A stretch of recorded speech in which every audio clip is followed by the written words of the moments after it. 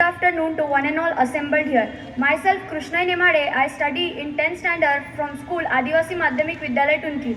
As we all know, we have gathered on this very auspicious moment to celebrate the birth anniversary of Shukadas Maharaj, the founder of this college and school. So first of all, I would like to share the gratitude of respect towards his great image and also the great image of the symbol of great priority and prosperity, Swami Vivekananda. I would like to begin with.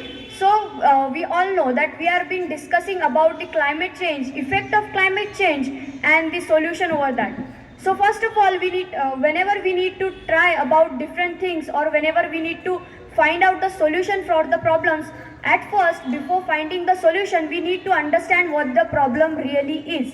So about this problem, we need to understand what is climate change. So when we talk about climate change, let's take an example. You have decided to go out with your friends for to hang out outside the house, or to you have prepared a family picnic to go outside, to go hill station or somewhere. But all of a sudden, out of nowhere, it started raining so badly. What would be your mood at that time? You would get really tired, and it will affect you. It will affect your plans. You will get frustrated by this sudden reaction of the nature. And on the other hand, if we look that some farmers plan their seed sowing, and they have different kind of times and they have different kind of punctuality to do their farmer work. But due to the sudden raining, due to the sudden nature's acclamy of nature, they are unable to do so. And this leads to serious problems than we ever can imagine.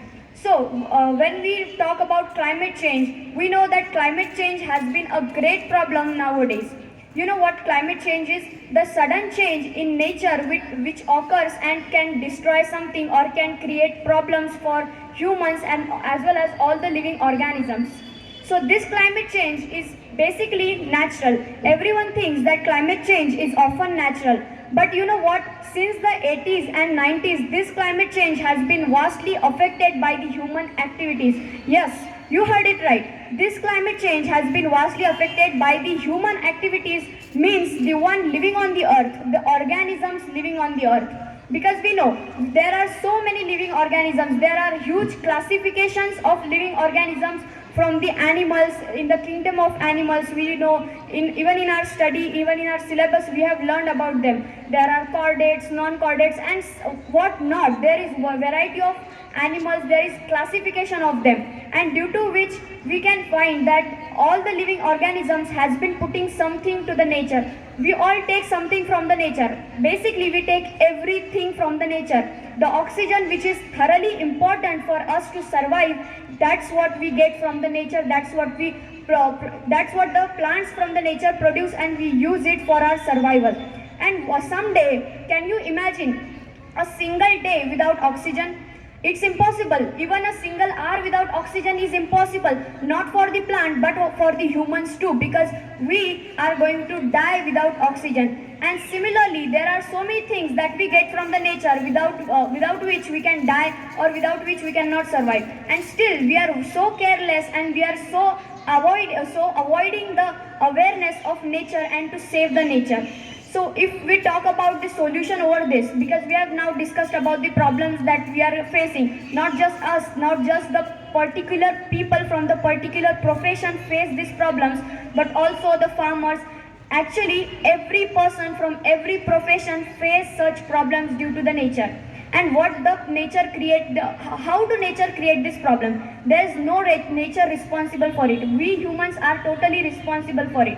And if we made a mistake, we have the way to correct that mistake, to apologize to our own mistakes. And how do we do that? We need to follow few rules in our life. Recycle rule. First rule is the recycle, reuse and reduce. The 3R principle, which is most important. Like if we use plastic, we should first of all minimize the use of plastic. We should not use much more plastic than necessary. And if we do, we must try to remember to recycle that plastic, or to put it in a proper way so that it could be used later, so that it could not harm anything to our mother earth. Because we Indians are the only people who consider earth as our mother, who consider the earth as the producer of our own. So to change that and to change the mindset of the people, we need to find the awareness, we need to fight for that. So at the end, last but not the least, the only message that I would like to convey from this great platform today is that once Mahatma Gandhi has said that Mother Earth is the only place which is having the potential to satisfy each and every need of each and every single living being on this earth, but it is not there for to satisfy your greed. It means that there is a difference between greed and need. You must take the things from the nature which you need, but not the things which you greed for. Thank you and have a nice day.